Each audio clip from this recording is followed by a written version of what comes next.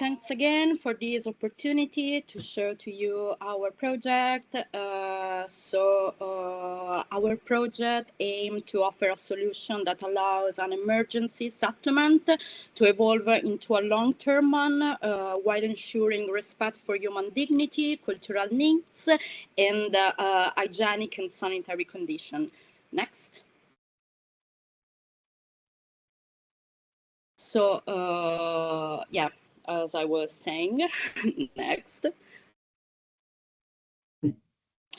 So in our project, we are going to focus on construction and building material, earth and environment, and respect for social and cultural dimension. So to develop our project, we started analyzing the previous proposal to try to understand how we could improve this project. So one of the main issues that we identify was the rigidity of the housing grid. And this kind of layout creates a monotonous, impersonal, and repetitive environment, which can affect negatively the residents' sense of belonging to the place. Next. Secondly, we noticed that also was a lack of understanding for the cultural needs of close outdoor space. And in the photo, we could see that the inhabitants started during the time to enclose the private space with recycled material, and this was affecting negatively the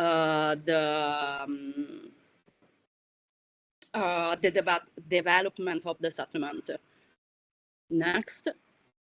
So for this reason, with our project, we want also to give a closed outdoor space, which allow us to control, let's say, the external development of the project, but also to give an external private courtyard, but also a space to expand their home. Next.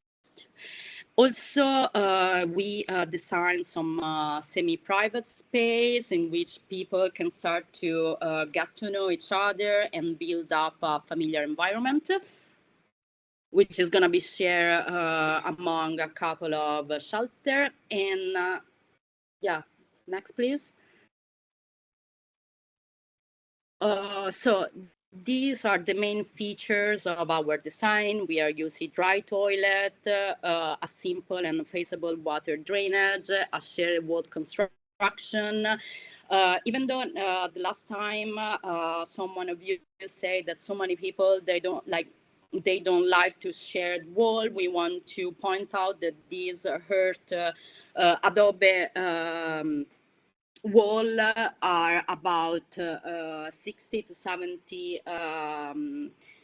centimeter thick, so they will ensure enough privacy within the shelter. Then we are designing a safe space for women, children, and elderly, encouraging the rainwater harvesting. We are recycling the grey water, designing outdoor space, and also, as we will see in the master plan, we are designing some area for facility and social and cultural space.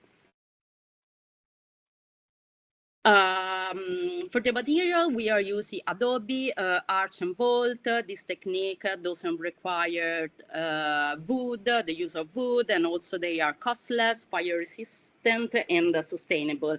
And then we are using lime to ensure the durability of the Adobe construction.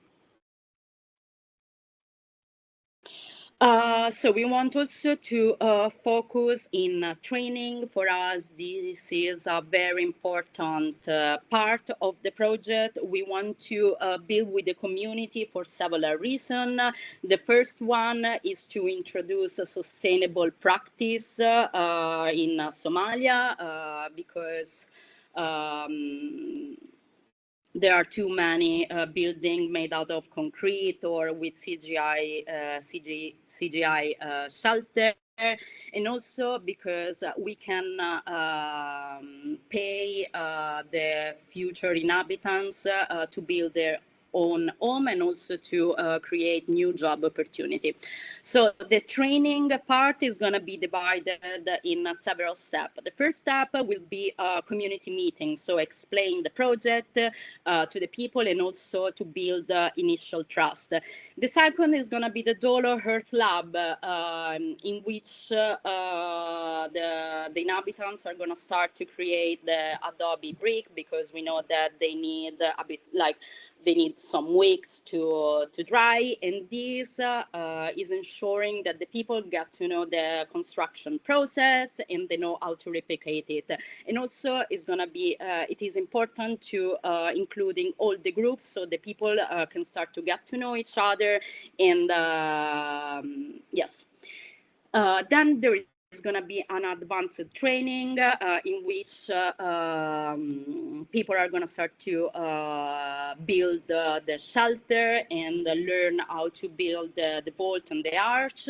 Then a first step is going to be the monitoring, in which the IOM needs to follow the community in order to see if they know properly how to take care about their homes. Then the fifth step is going to be the scalability and customization. So people already will know how to build and how to take care, and they can replicate it, and also customizing, and they can start to expand their home. The sixth point is very important for us because the earth is a recyclable material, and it can be recycled without further processing. And it is very important because an emergency project is not going to last forever, and so it's going to be very easy to recycle the material of the buildings. Next.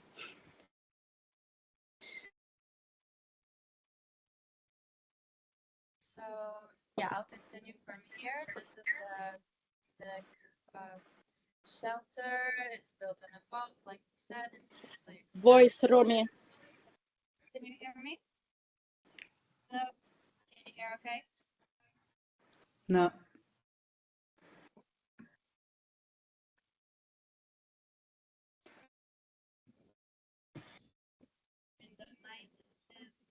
You can try joining on your phone and just use your phone as a microphone. You really can't hear? No, Romy. It's very muted, Rami. What? Volume. Try the volume, Romy. The volume is Go with your telephone, as Saj is saying. Yeah, I'm gonna try to connect with my phone. It's gonna take just a second. I apologize for the delays.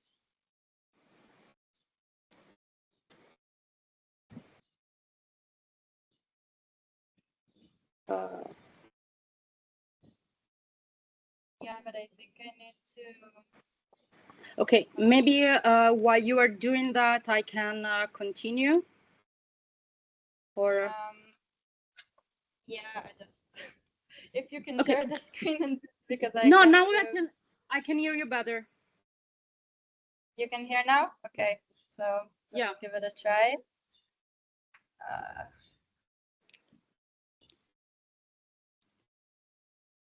Okay, so stop me if you can't hear. I'll try to speak loud also. Thank you.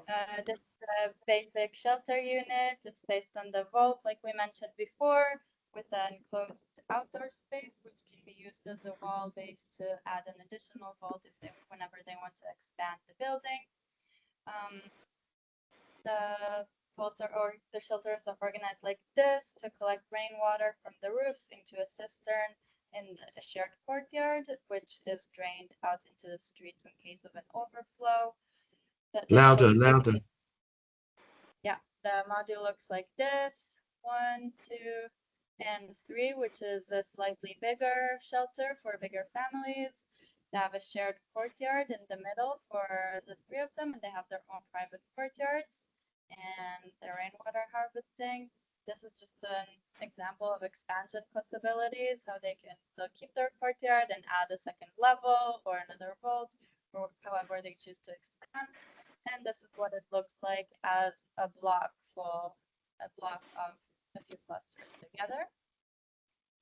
So here it is from a plan view. We see the 3 different modules. So the 2 smaller modules that we have that are suitable for 4 to 7 people, and the larger module, which is suitable for 6 to 12 people. Because we know there are large families. They're all gathered around a shared courtyard, which is used for, community, farming, agriculture, and the water collection. And here's the water collection from the roofs into an underground cistern. The private courtyards, which they each have for themselves, also, which are the more private spaces, more to be used by women for gardening, for cooking. And they all also have a front porch that is accessible from the main street. This is a porch that's suitable more for the use of the men, and is a potential place to start a home business that's accessible from the street. Also, they all have dry toilets, which have been opening towards the outside the plot to allow collection of the waste and allow off-site treatment, so they can just come and collect it while they're not without entering the premises of the house. So there is just a small opening to the back. You'll see it later. So this is the basic shelter unit. This is how it starts, with 1 vault and another part of the vault just for shading of the kitchen and the toilet. And later on, and then the interior walls, they could be customized according to the needs of the residents. So, and you can also see here some expansion possibilities. So they can choose if they want to divide the space into 2 rooms, into 3 rooms, if they want to keep a bigger porch, or want to take that into something else, and how they wish to expand it. So this is just a general idea. The gender segregation here is also taken into consideration, where the front porch is more for the men that go in from the street. They enter the house. They usually use the main living room and maybe one of the bedrooms, and the women can go in from a separate entrance through the shared courtyard directly into the kitchen, into the closed private courtyard, and to another bed that's separated. Okay, so this is a view, front view and a back view, just to have an overlooking of the architecture. You can go next. So here we have an axonometry. We are showing the shelter when it's going to be divided in 3 rooms. We want to show that even if this small space is divided in 3 rooms, we are allowing the future families to have enough space to use. Here, as you can see, the kitchen is gonna be open toward the outside, and is gonna be surrounded by a vault. This for us was very important because the adobe, as we already said, is fireproof, and this is very important. And also we are showing a bit of the use of the courtyard that can be used for farming. For instance, next. Also this is a view of the shared courtyard. As we can see here, this is just a proposal in how they can use this space. This courtyard is going to be shared by 3 families. So according with their needs, they can use for farming, to have a playground or sitting areas. Then we have this line of the rainwater collection, which are somehow dividing the space that is belonging to every shelter, let's say. So there is not going to be fight among the people, and they know more or less which space in the courtyard they have. This is just a overall view. This is going to be for us like a safe space for women. As we said before, the front porch, you can move to the other one. Okay, yeah, the courtyard is going to be also like a safe space for kids, but not just for kids. We have also this to think about people with less mobility, as people on wheelchairs, and also old people which maybe cannot walk to the main facilities, and they need a space to where to socialize. And also here, the kids can play freely without the family taking care of them. Let's say. Next. This is a view of the front porch. As we said, is more related to the man, but just in the case in which the man wants to open a small retail shop, because the front porch is going to be connected to the main living room. And as we know, culturally, the living room is used by the man whenever they have men visitors. You can go next. Yeah, here we have a section. Yeah, we can see the kitchen and the living room. Next, please. Also here a long section, and on the left we can see that the front porch is used as a small shop. Next, please.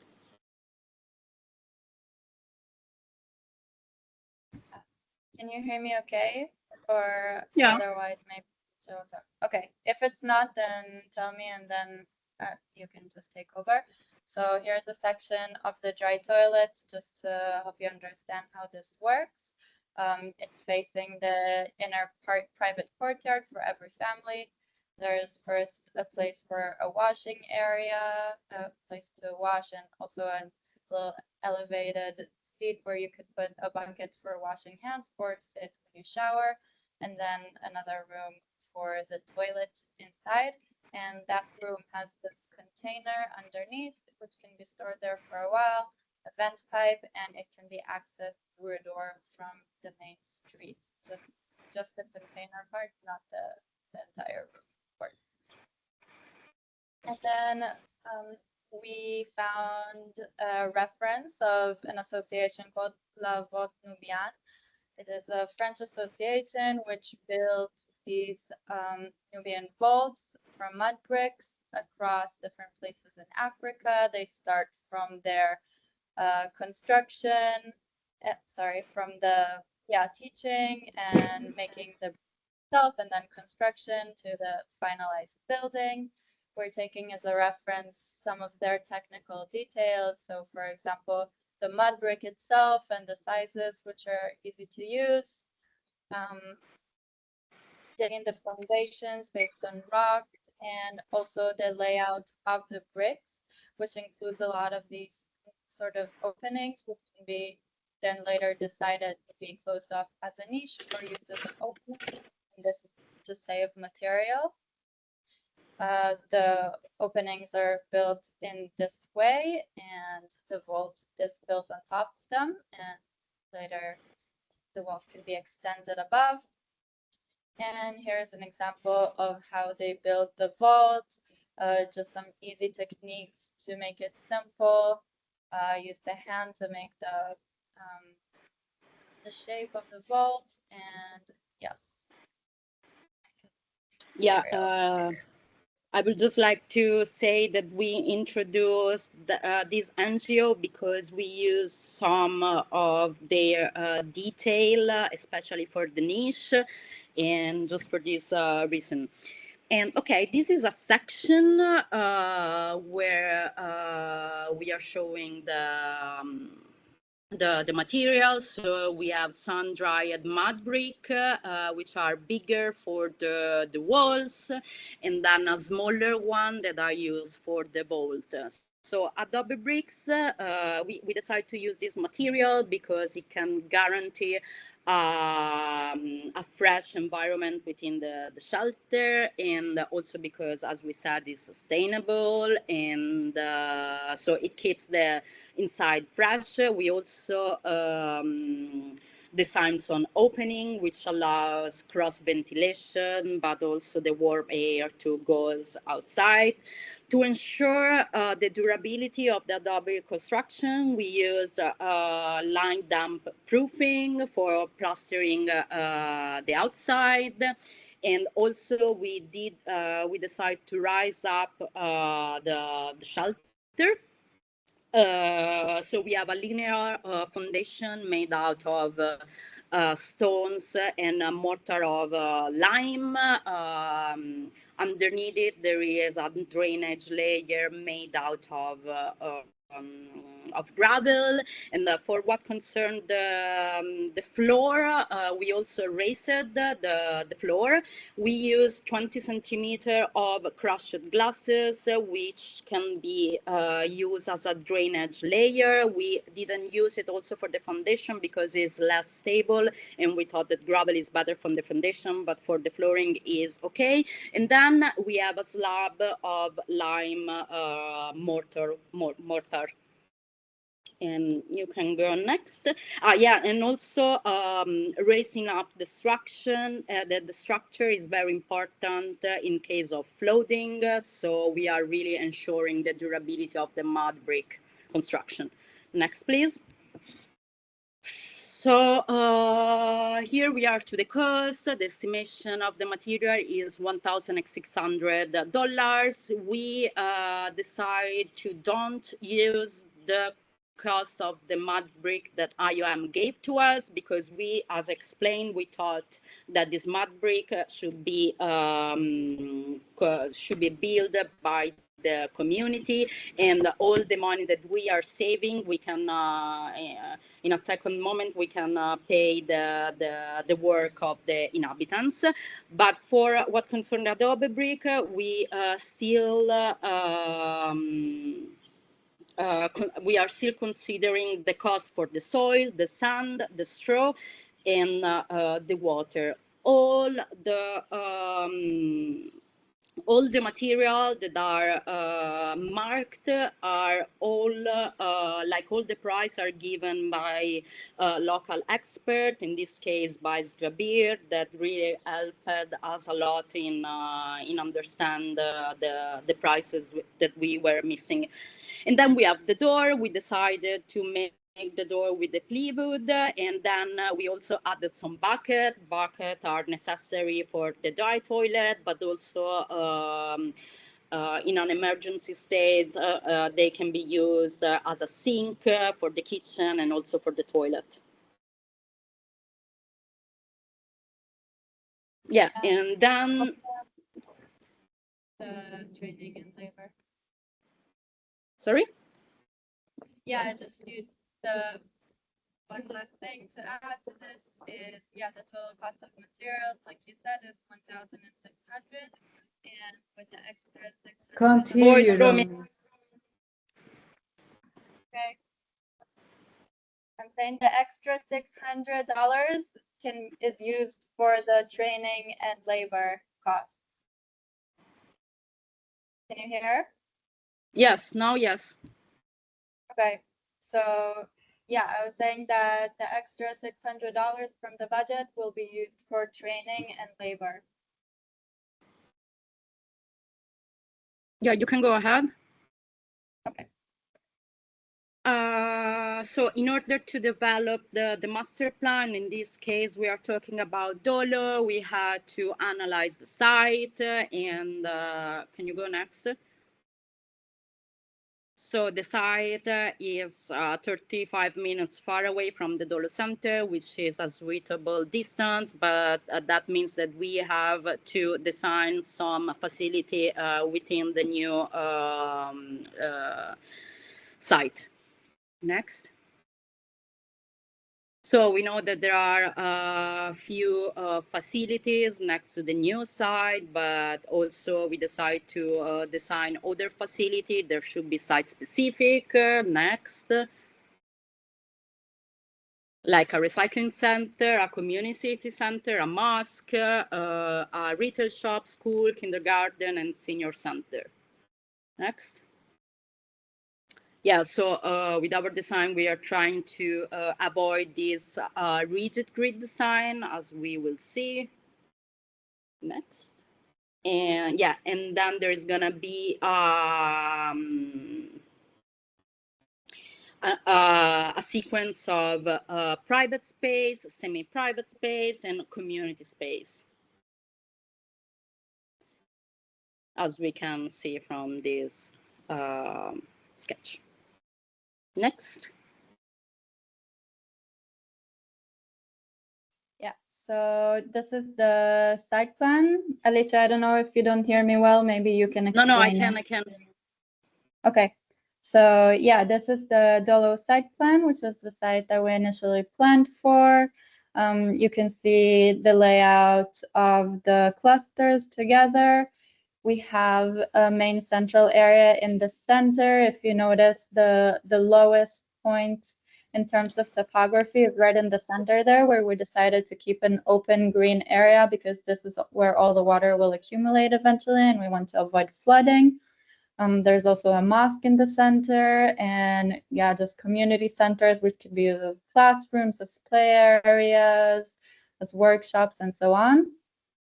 There are a few water points, main water points spread across this area, which you can see the small blue circle, the light blue circle, and at the entrance of the settlement, there is a place for a market, which is accessible also from the main road from outside the settlement to allow trade with people who don't live there also, and of course administration, distribution center, a recycling center.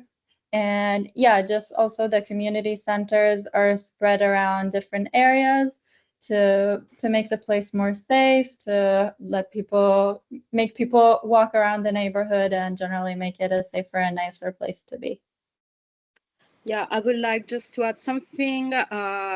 For this presentation, we just show the master plan for Dolo, but we want to say that this project can be also built in like wherever, because in like almost all the place we have hurt, so let's say that we can build with hurt, and but it's very important to look at the specific context in order to design a settlement that works. That's it.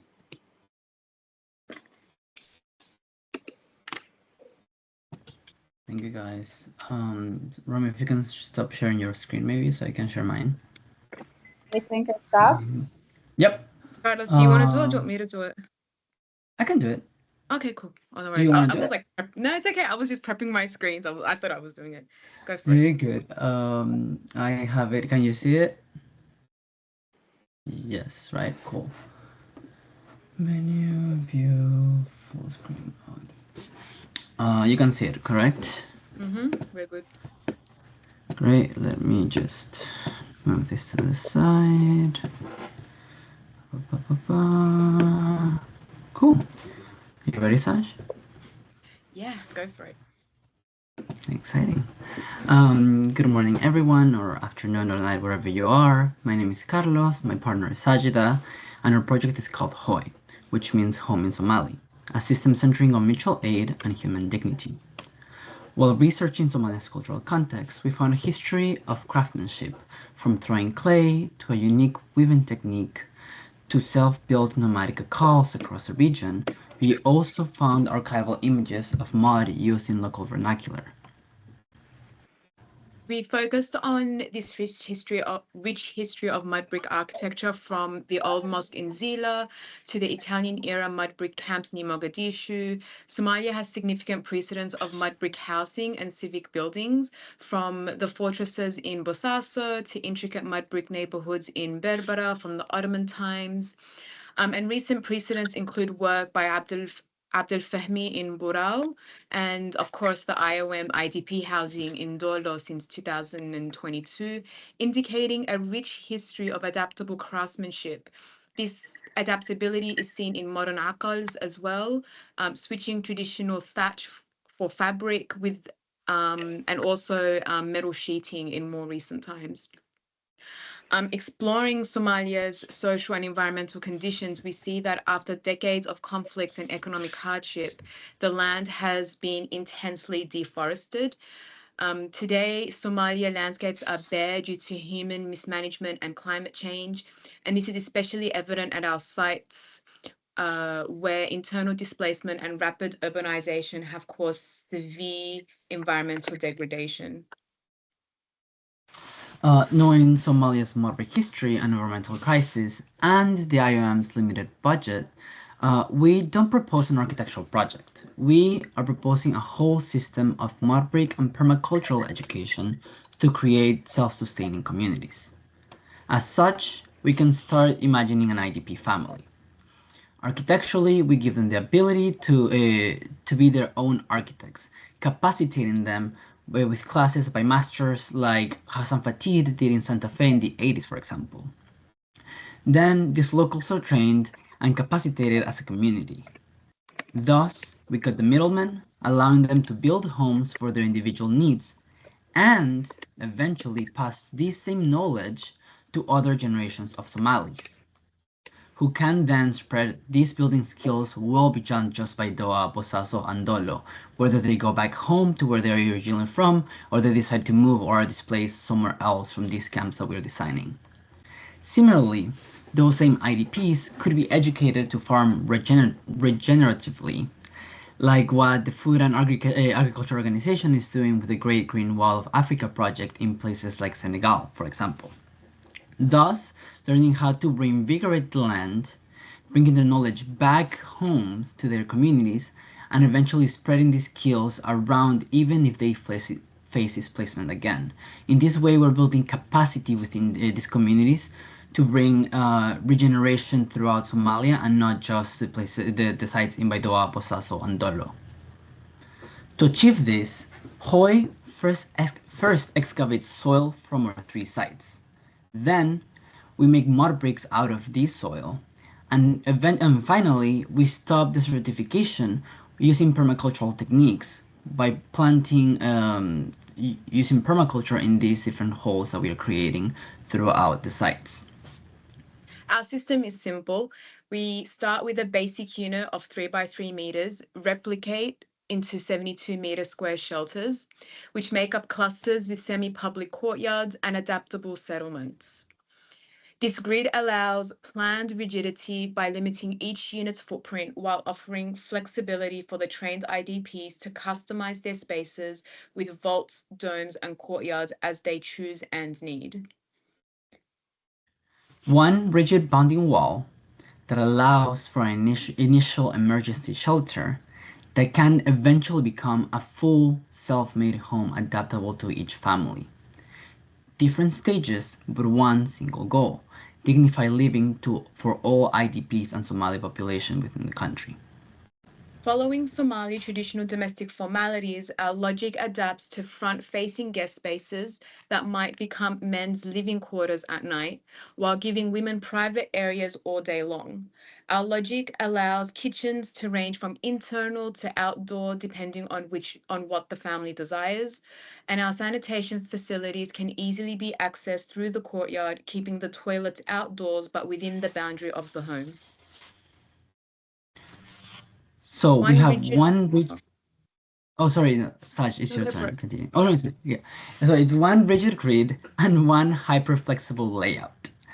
So this encourages spatial customization by the IDPs themselves, depending on what each family needs, and have given them their capacity to choose what these necessities are, allowing IDPs to have agency over what's best for them and not making us design what we think they need.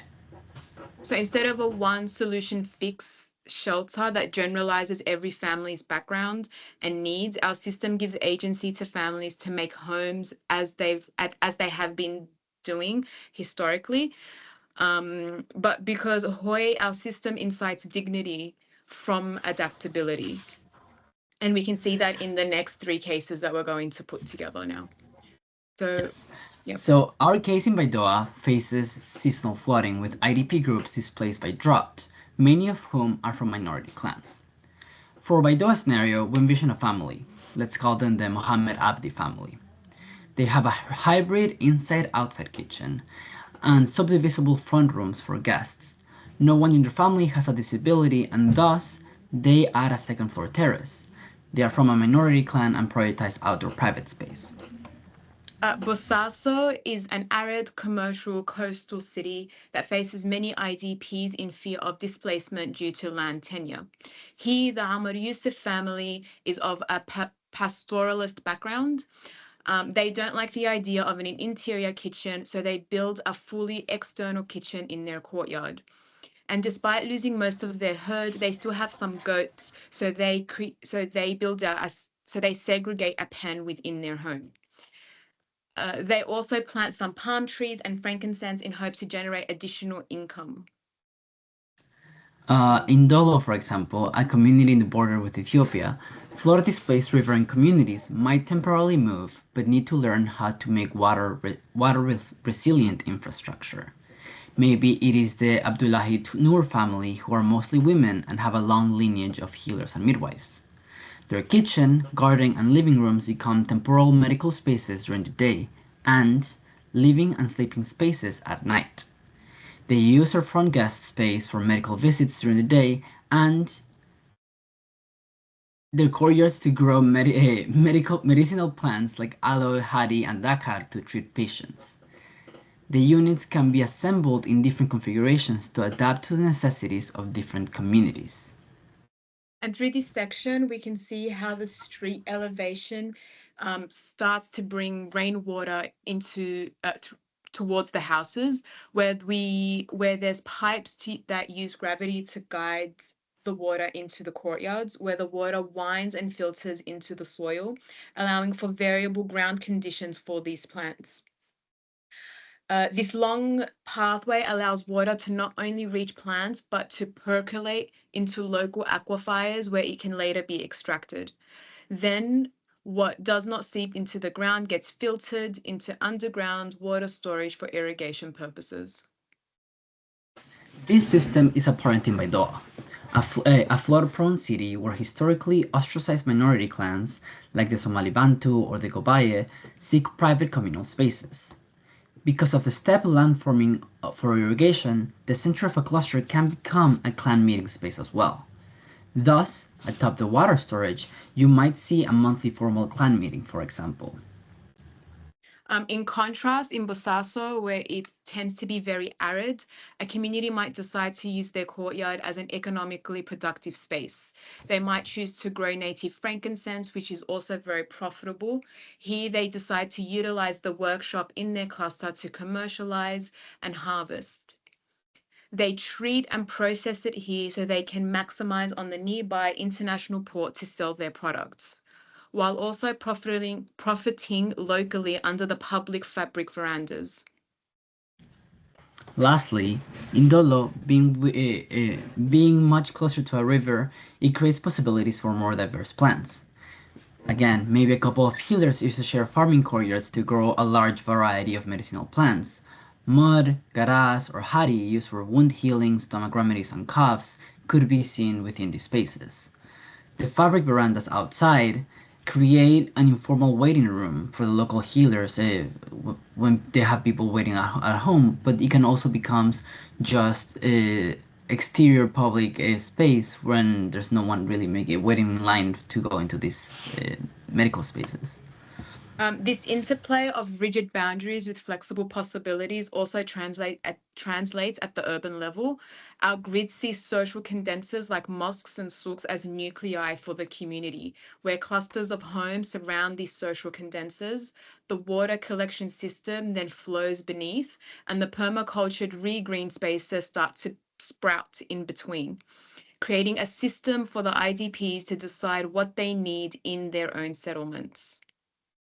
Our residential spaces are clusters of 10 to 15 house units, bookended by small workshops for skill-based activities like pottery, weaving. Hoi includes spaces with each community for worship and centralized healthcare. Community centers, which would be initially served to teach the IDPs mud reconstruction and permaculture, would be indispensable to begin this educational project. Some of these spaces can be used for educational institutions and maybe some sports fields where community can also gather for mass celebration. The fabric verandas create spaces to socialize. The fabric verandas spaces to socialize, rest, and carry out informal commerce, while souks are formalized trade spaces. Farming can extend beyond the clusters, courtyards, and into public spheres. We also propose central water towers to pump drinking water from aquifers into the faucets of the cluster's semi-private courtyards. This means that water is accessible by a limited amount of people, and thus people don't have to go into public space, minimizing safety risks. The water pumped out of the aquifers would be replenished through the permacultural processes of the courtyards that Sajida mentioned earlier.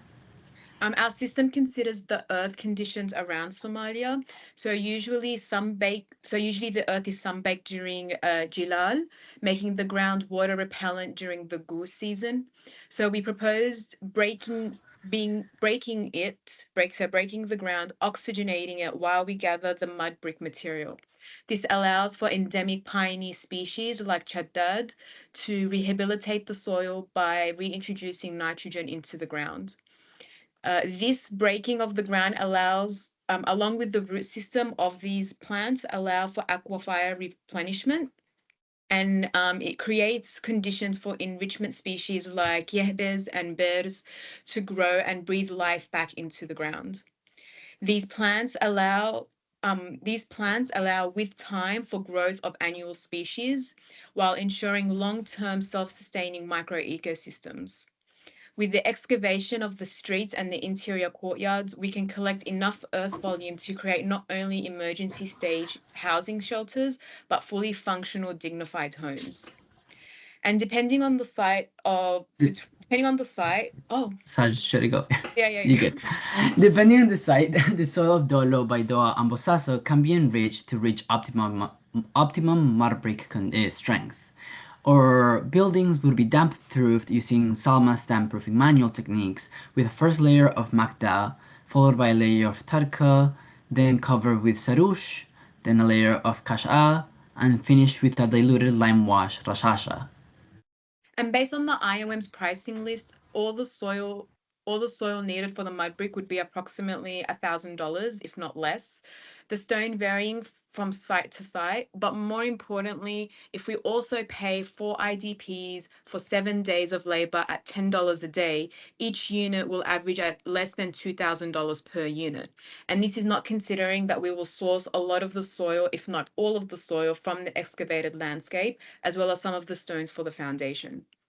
So this process is circular. That means that all the ground movements that we are creating to create the interior courtyards and the topography of the streets is the same material that we would use to actually make the mud brick that will go into the houses. And it will get back to the earth. Correct. After time, it can go back to the earth. So Hoi proposes physical implementations like architecture by enriching local capacity with education and land stewardship. By allowing